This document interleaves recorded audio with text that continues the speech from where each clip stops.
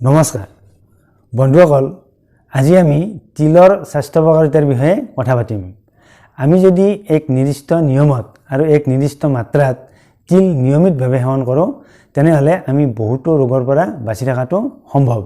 কিয়নো তিলত মানুহৰ সুস্বাস্থ্য ৰক্ষাৰ বাবে যিবোৰ পুষ্টি উপাদানৰ প্ৰয়োজন হয় সেই পুষ্টি উপাদানৰ বেছিভাগেই এই তিলত পোৱা যায়। এক কথাত ক'বলৈ গ'লে তিল এবিধ ছুপাৰফুড। গতিকে আমি যদি নিয়মিতভাৱে বা এক নিৰ্দিষ্ট মাত্ৰাত তিল সেৱন কৰোঁ তেনেহ'লে আমি বহুতো ৰোগৰ পৰা বাচি থাকিব পাৰোঁ। তিলত থকা এই পুষ্টি উপাদানসমূহ হৈছে কেলছিয়াম, ফছফৰাছ, মেগনেছিয়াম, আইৰণ আৰু ইয়াৰ লগতে তিলত আছে এণ্টিঅক্সিডেণ্ট গুণ। এই গুণ আৰু পুষ্টি উপাদানৰ বাবে আমি যদি নিয়মিতভাৱে তিল সেৱন কৰোঁ তেনেহ'লে আমি বহুতো ৰোগৰ পৰা বাচি থকাটো সম্ভৱ। কিন্তু কথাটো হৈছে আমি অসমীয়া মানুহে সাধাৰণতে বিহুৰ সময়তে তিল পিঠা বা তিলৰ লাড়ু খাওঁ। বছৰটোৰ বাকী দিনত আমি তেনেদৰে তিল ব্যৱহাৰ নকৰোঁ, যাৰ বাবে তিলৰ এই পুষ্টি উপাদানসমূহ আহৰণ কৰাত আমি ব্যৰ্থ হ'বলগীয়া হয়। গতিকে আমি যদি নিয়মিতভাৱে তিল সেৱন কৰোঁ তেনেহ'লে নিশ্চিতভাৱে তিলৰ এই পুষ্টি উপাদানসমূহ আমি আহৰণ কৰিব পাৰোঁ আৰু এই পুষ্টি উপাদানসমূহৰ বাবে আমি বহুতো ৰোগৰ পৰা বাচি থকাটো সম্ভৱ। গতিকে বন্ধুসকল, আপোনালোকে ভিডিঅ'টি শেষলৈকে চাব বুলি আশা কৰিলোঁ আৰু ভিডিঅ'টি চাই নিশ্চয় আপোনালোকে উপকৃত হ'ব পাৰিব বুলি আশা কৰিলোঁ। আৰু যদিহে ভিডিঅ'টি চাই আপোনালোকৰ কিবা মন্তব্য থাকে তেনেহ'লে কমেণ্ট বক্সত মন্তব্য কৰিব বুলিও আশা কৰিলোঁ। লগতে ভিডিঅ'টি চাই যদি আপোনালোকে উপকৃত হ'ব বুলি ভাবে তেনেহ'লে ভিডিঅ'টিত লাইক এটা কৰিব, লগতে ভিডিঅ'টি আপোনালোকৰ লগ বন্ধুৰ মাজত শ্বেয়াৰ কৰিব বুলিও আশা কৰিলোঁ। গতিকে আহকচোন বন্ধুসকল, এতিয়া তিলৰ এই পুষ্টি উপাদানসমূহে আমাক কি ৰোগৰ পৰা কিদৰেনো বচাই ৰাখিব পাৰে সেই বিষয়ে আমি এবিধকৈ কথা পাতোঁ আহক। তিলৰ ১ নম্বৰ স্বাস্থ্য উপকাৰিতাটো হৈছে তিলত যথেষ্ট পৰিমাণে কেলছিয়াম আৰু ফছফৰাছ থাকে। সেইবাবে তিল যদি নিয়মিতভাৱে সেৱন কৰা হয় তেনেহ'লে আমাৰ হাড়ৰ স্বাস্থ্য ভালে থাকে। যিসকল লোকে হাড়ৰ বিভিন্ন সমস্যাত ভুগি থাকে, যেনে অষ্টিঅ'পৰচিছৰ নিচিনা সমস্যাত ভুগি থাকে বা কিছুমানৰ হাড়ৰ গঠন দুৰ্বল হয়, তেওঁলোকে যদি নিয়মিতভাৱে তিল সেৱন কৰে তেনেহ'লে তেওঁলোকৰ এই হাড়ৰ স্বাস্থ্য অতি সোনকালে ভাল হৈ যায়। গতিকে হাড়ৰ দুৰ্বলতা থকা লোকসকলে কেলছিয়াম টেবলেট খোৱাৰ পৰিৱৰ্তে যদি তিল সেৱন কৰে তেতিয়াও তেওঁলোকৰ এই একেটা কামতে আহে। গতিকে হাড়ৰ দুৰ্বলতা দূৰ কৰিবলৈ বা হাড়ৰ স্বাস্থ্য ভালে ৰাখিবলৈ তিল নিয়মিতভাৱে সেৱন কৰিব লাগে। তিলৰ ২ নম্বৰ স্বাস্থ্য উপকাৰিতাটো হৈছে তিলত যথেষ্ট পৰিমাণে মেগনেছিয়াম পোৱা যায়।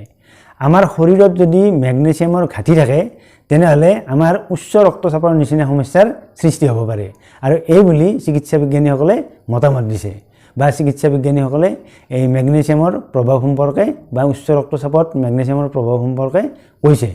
গতিকে তিলত যিহেতু মেগনেছিয়াম ভৰপূৰ মাত্ৰাত পোৱা যায় আৰু যিসকল লোকে যদি এই উচ্চ ৰক্তচাপৰ নিচিনা সমস্যাত ভুগি থাকে বা যিসকল লোকৰ ৰক্তচাপ উঠা নামা কৰি থাকে, আপ ডাউন কৰি থাকে, তেওঁলোকেও যদি নিয়মিতভাৱে এই তিল সেৱন কৰে তেনেহ'লে তেওঁলোকৰ এই উচ্চ ৰক্তচাপৰ নিচিনা সমস্যা অতি সোনকালে ভাল হৈ যায়।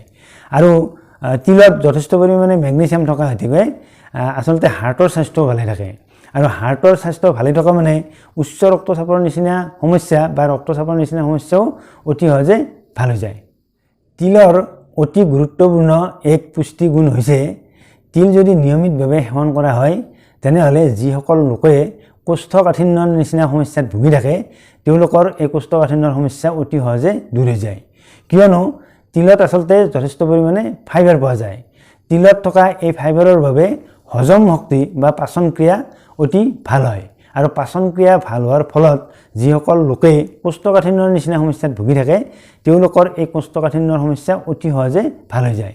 গতিকে কোষ্ঠকাঠিন্যত ভুগি থকা লোকে যদি নিয়মিতভাৱে তিল সেৱন কৰে তেনেহ'লে তেওঁলোকৰ এই কোষ্ঠকাঠিন্যৰ সমস্যা অতি সহজে ভাল হৈ যায়।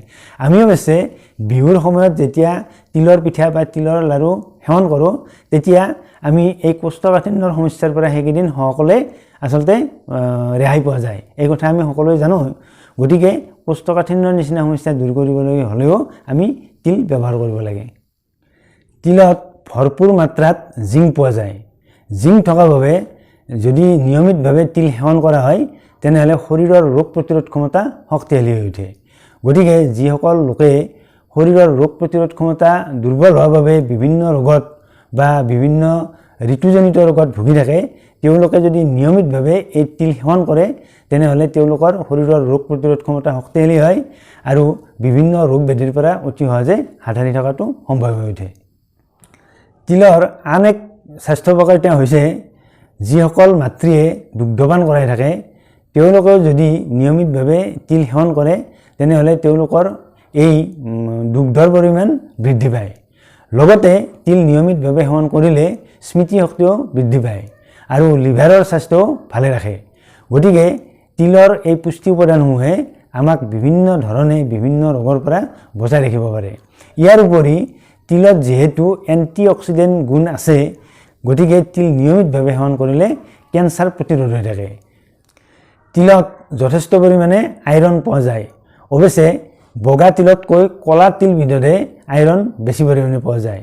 গতিকে যিসকল লোকে বা যিসকল মহিলাই এনিমিয়াৰ নিচিনা সমস্যাত ভুগি থাকে তেওঁলোকে যদি এই ক'লা তিল নিয়মিতভাৱে সেৱন কৰে তেনেহ'লে তেওঁলোকৰ এই এনিমিয়াৰ নিচিনা সমস্যা অতি সহজে ভাল হৈ যায়। তিলৰ আন এক স্বাস্থ্য উপকাৰিতা হৈছে আমি সকলোৱে জানো যে তিলৰ পৰা তেল প্ৰস্তুত কৰিব পাৰি আৰু এই তিলৰ তেল যথেষ্ট উপকাৰী হয়।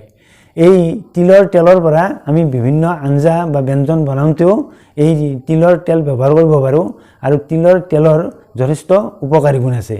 লগতে তিলৰ তেল যদি চুলিত সনা হয় তেনেহ'লে চুলিৰ স্বাস্থ্যও ভালে থাকে। লগতে আমাৰ বিভিন্ন গাঁঠিৰ বিষ হ'লে বা আমাৰ যদি দাঁতৰ বিষ হয় সেই দাঁতৰ বিষ বা গাঁঠিৰ বিষতো যদি এই তেল লগোৱা হয় তেনেহ'লে অতি সোনকালে এই ধৰণৰ বিষ উপশম পোৱা যায়।